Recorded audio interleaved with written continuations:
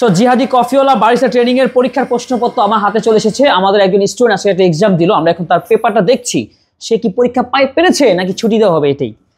So আমাদের পরীক্ষা যে দিয়েছে তিনি আমার ক্যামেরার পিছনে আছে, আমাদের নাজমুল ভাই। আমরা 100 মার্কের একটা পরীক্ষা নিয়েছিলাম। প্রথমে হচ্ছিল যে কফি জ্ঞান এবং প্রস্তুত প্রণালী সম্পর্কে কিছু কোশ্চেন আছে, যেমন আদর্শ কফি পানির তাপমাত্রা কত। এখানে ভুল হয়েছে, কি হয়েছে? সো এটা সঠিক আনসার হবে আদর্শ কফি পানির তাপমাত্রা হচ্ছে 90 থেকে 96 ডিগ্রি। ক্লিয়ার? ওকে। কফির কাঁচা বীজের নাম কি? কোনো কোশ্চেনে ডাবল টিক দিলে হবে না কিন্তু, হ্যাঁ, একটা টিক দেবো। ওকে, কফির কাঁচা বীজের নাম কি? চেরি। Yes, right. এসপ্রেসো বানাতে কত গ্রাম কফি দরকার? 18 থেকে 20 গ্রাম। রাইট, হয়েছে। কফির কাপ গরম করা কেন গুরুত্বপূর্ণ? কফির স্বাদ ভালো রাখা। রাইট। গ্রাহক যখন দ্রুত অর্ডার করতে চান তখন আপনার করণীয় কি? দ্রুত অর্ডার তৈরি করা। রাইট।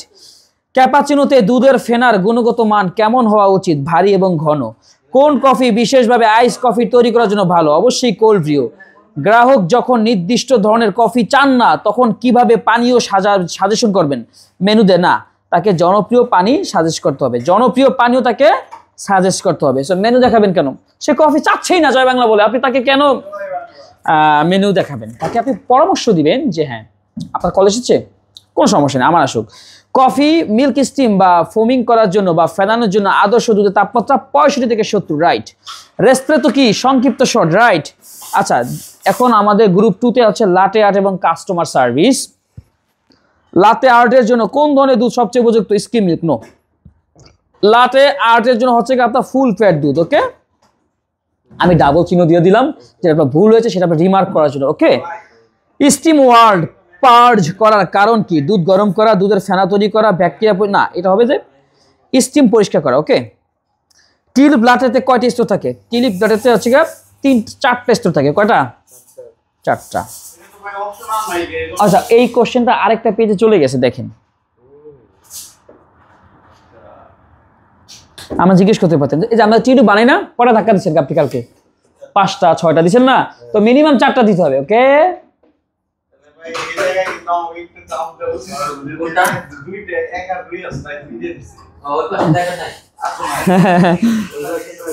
আচ্ছা, সমস্যা নেই, ভুলটা তো ভুলই, অসুবিধা নেই, জরিমানা তো হবে না। এটা 2 কিন্তু 1 না। কোন কফি প্রস্তুতিতে বেশি পানি ব্যবহৃত হয়? আমেরিকান। রাইট। একটা লাটেতে এসপ্রেসো এবং না, এটা হয় না। একটা লাটেতে এসপ্রেসো এবং দুধের আনুপাতিক হার হচ্ছে 1:3। ঠিক আছে, মানে 1 গ্রাম কফি হলে তার 3 গুণ দুধ লাটের জন্য। ঠিক আছে। এসপ্রেসোর সঠিক এক্সট্রাকশন টাইম 25 থেকে 30 সেকেন্ড। কফি প্যাকেট খোলার পর কতদিনের মধ্যে ব্যবহার করা উচিত? হ্যাঁ, 7 দিন বলা যাবে সঠিক। ড্রিপ কফি মেশিনে ব্রু করার জন্য কোন গ্রাইন্ড সাইজ সরা? Drip coffee. নো, ড্রিপ কফির জন্য ফাইন না, মিডিয়াম ড্রিপ কফি। ওকে, অথবা কোর্স। ডিপ কফির জন্য ডিপ কফি ব্রু করার জন্য কোর্স।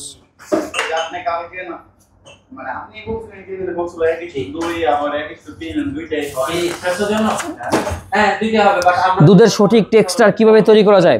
এটা হয় না। দুধের সঠিক টেক্সচার হচ্ছে দুধের পৃষ্ঠে যে এই শব্দের মাধ্যমে যে স্টিমটা করতে হয়। রাইট। বারিস্তার সবচেয়ে গুরুত্বপূর্ণ দক্ষতা কোনটা? কফি তৈরি করা, গ্রাহক সেবা, পরিষ্কার পরিচ্ছন্নতা, সবগুলো। রাইট। গোল্ডেন রেশিও কি? এবং এটি একটা 1 নম্বরে দেখি, আগে কি 3 নম্বর লিখছেন? আচ্ছা, একটা গোল্ডেন রেশিও মানে একটা পারফেক্ট শট নেওয়া এবং কফির স্বাদটা ভালো আসবে, এটা গুরুত্বপূর্ণ। আচ্ছা, এটা হয়েছে, বাট এটা পুরোপুরি হয় না, এটাকে আমরা 2 দিব। ক্যাপাচিনোর জন্য লাটের মধ্যে পার্থক্য লিখুন। 2 নম্বর প্রশ্নটা কোথায়? ক্যাপাচিনো লাটের পার্থক্য। ক্যাপাচিনোতে ফোম বেশি হবে আর লাটেতে ফোম কম হবে। এটা হয়েছে, পুরোপুরি হয় নাই, মানে 2 দিব। কারণ পুরোপুরি মানে কি আরো স্বাদ একটু যদি পারেন একটু সাজিয়ে রাখে। লাইক ধরেন একটা ক্যাপাচিনো কাপের সাইজ বলা, টেস্টের কথা বলা, স্ট্রং বলা, লাইট বলা, সেই ক্ষেত্রে আমরা মোটামুটি বুঝতে পারবো যে ক্যাপাচিনো লাটের মধ্যে পার্থক্য। দুধ ফেনানোর জন্য কোন দুধ ভালো এবং কেন? দুধ ফেনানোর জন্য ঠান্ডা এবং এটা কি ভাইয়া? Fat milk. ঠিক আছে, এটা হয়েছে, 3 দেওয়া যায়। ওকে। কফি বিন সংরক্ষণের সঠিক পদ্ধতি কি? এটা 4 নাম্বার। সুন্দর করে র্যাপিং করে রাখা। আচ্ছা, এটা হয়েছে, বাট 1 দিব, কারণ এটা আরো ভালো। সুন্দর এয়ার টাইট বক্সে রাখা, যেন আলো বাতাস থেকে শুকনো জায়গায়। এটা 1 লাইন তো ভরে নেয়, সংক্ষেপে লেখলো তো এখানে তো জায়গা রয়ে গেছে, এগুলো তো রয়ে গেছে। 3-এর মার্ক কি এক লাইনে হবে? 3-এর মার্ক তো ভাই কি ভাই। আচ্ছা, টক এসপ্রেসো শর্টের কারণ এবং সমাধান লেখো। 5 নাম্বার। হ্যাঁ, শর্ট রেঞ্জের পরিমাণ বেশি হওয়া, শর্ট রেঞ্জের পরিমাণ বেশি হওয়া, অনেক কিছু সমাধান হলো শর্ট রেঞ্জের পরিমাণ আকার টাকা হয়েছে 2 পাবেন।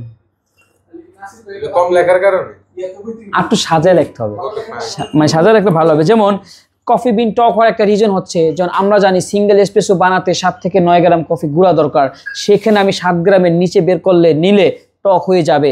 এবং যদি 25 থেকে 30 সেকেন্ডের মধ্যে পড়া, যদি 18 সেকেন্ড 19 সেকেন্ডে পরে, সেটাও কি হয়ে যাবে? টক হয়ে যাবে। ওকে, এরপর এসপ্রেসো শর্ট ওভার এক্সট্রাক্টেড হলে কি করবেন না? 6 নম্বর, এসপ্রেসো শর্ট অ্যাকুরেট হয় না। হ্যাঁ, আচ্ছা, মানে আপনি কি বলছেন, কি করবেন, সরি কি সমস্যা হয়? এসপ্রেসো শর্ট ওভার এক্সট্রাক্ট হলে কি সমস্যা হয়? আচ্ছা, এখানে লিখছেন আপনি এসপ্রেসো শর্ট অ্যাকুরেট হয় না। হ্যাঁ, এটা রাইট। এরপরে স্ট্রং হয়ে যায়, পুড়ে যায়, সঠিক টেস্ট থাকে না, সব কিছু তো লিখতে হবে। যাক, তবু আমি এটাকে 2 দিয়ে দিলাম। ওকে ওকে, এসপ্রেসোর যদি শর্ট ওভার এক্সট্রাক্ট, ধরেন একটা ওভার এক্সট্রাক্ট কখন বলা হয়? যদি পটার ফিল্টারে 18 গ্রাম নেওয়ার কথা 20 গ্রাম নিলেন, পড়ার কথা 30 সেকেন্ডে 35 সেকেন্ডে পড়লে, এরকম কারণে ওভার এক্সট্রাক্ট হয়, রাইট? লাটে আর্টে হার্ড ডিজাইন, এই যে এত জায়গা, এই যে স্পেসগুলো কি করতে রাখছি আমি আপনাদের জন্য, লেখার জন্য। আচ্ছা, লাতে আর্টে হার্ড ডিজাইন কিভাবে তৈরি করবেন? 7 নাম্বার না এটা? মিল্ক স্টিম ভালো করতে হবে, বাবল হওয়া যাবে না, সঠিক সময়। হ্যাঁ, এটা সুন্দর হয়েছে, আমি 3 দিলাম, আরো সুন্দর করা যায়। ওকে, সুন্দর। হ্যাঁ, এই যে কাটতেছি তো। কফি গ্রাইন্ড সাইজ সহজ, কিভাবে পানীয় স্বাদ প্রভাব ফেলে? নাম্বার 8, কফির গ্রাইন্ড সাইজ, কাস্টমার যে কফি অর্ডার করবে তা গ্রাইন্ড করে না, এটা অ্যাকচুয়াল অ্যান্সারটা এরকম হবে না। কাস্টমার যে কফি অর্ডার করবে, কাস্টমার সবার জন্যই সেম।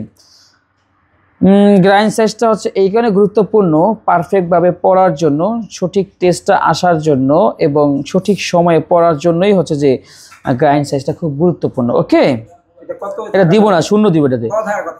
এটা হচ্ছে যে ফাইন থাকা, যেমন এসপ্রেসোর জন্য ফাইন গ্রাইন্ড সাইজে থাকা, তারপর সঠিক পাউডার। হ্যাঁ, টেস্টে অনেক কিছু ডিপেন্ড করে গ্রাইন্ড সাইজের উপরে। ওকে, এটা কাস্টমার বললেই হবে না, সবার জন্য সব সময় এটা গ্রাইন্ড সাইজটা ওকে রাখা উচিত। প্রতিদিন এসপ্রেসো মেশিন পরিষ্কার করার 3টা উপকারিতা লিখুন। এসপ্রেসো টাইমিং ঠিক থাকা, কফি স্বাদ গুণ বাড়ে। হ্যাঁ, এসপ্রেসো মেশিন ভালো থাকে। ওকে, এটা 3টা দিতে পারি, 3টা বলছি। ঠিক আছে, এরকম লেখলে আমি তো 3 দিব, কিন্তু বিষয়টা তারপর লিখতে হবে। কাস্টমার সার্ভিসে একজন বারিস্তার প্রধান ভূমিকা কি? কই 10 নম্বর কই? আচ্ছা, কাস্টমার সার্ভিসে যে অর্ডার দেবে সেটা ভালো সার্ভিস করা, কাস্টমার সাথে ভালো ব্যবহার করা। হ্যাঁ, ঠিক আছে, বাট আরো কিছু করা যাবে না? কি করা যাবে বলুন। আচ্ছা, কাস্টমার সার্ভিসের গুরুত্ব, মানে একজন বারিস্তাদের সবচেয়ে গুরুত্বপূর্ণ ভূমিকা কাস্টমার সার্ভিস, এবং তার ভূমিকা প্রথমে কাস্টমার হাই হ্যালো বলা। আপনি যেটা জিজ্ঞেস করছেন সেটা অ্যান্সার এটা, দেখছেন? একটু আগে জিজ্ঞেস করছেন না আপনি মেনু দেখবেন কিনা, বলবেন স্যার আপনারা কতজন, দয়া করে বসুন, এই হচ্ছে আমাদের মেনু। মেনু থেকে কিছু জানার থাকলে আপনি আমাদেরকে অবশ্যই জানান, এবং দয়া করে হ্যাঁ, যে কোনো কোশ্চেন থাকলে আমাকে অবশ্যই অবহিত করুন, এবং অর্ডারটা রেডি হলে দয়া করে কাউন্টারে দিয়ে আসতে হবে, বা দিয়ে আসবেন প্লিজ। নম্র, ভদ্র, পোলাইট, শান্তশিষ্ট কাস্টমারদের জন্য। অর্ডারটা টেবিল থেকে না, ক্যাফেতে সাধারণত আগে অর্ডার করে, আগে টাকা দেয়, পরে খাবার সার্ভ করে, পে ফার্স্ট। আচ্ছা, প্র্যাকটিক্যাল পরীক্ষাটা নিব। এসপ্রেসো এটা বাড়াতে কইছে, এসপ্রেসো এক্সট্রাকশন 10 নাম্বার, মানে আপনি একটা এসপ্রেসো বানাবেন সঠিকভাবে হচ্ছে কিনা, কতটুকু পড়তেছে, কত সেকেন্ডে পড়েছে, সেইটার উপর ডিপেন্ড করে আপনাকে 10 নাম্বার দেওয়া হবে। দুধ স্টিম করবেন, একটা লাটে ডিজাইন করবেন, তার জন্য আপনাকে 10 নাম্বার দেওয়া হবে।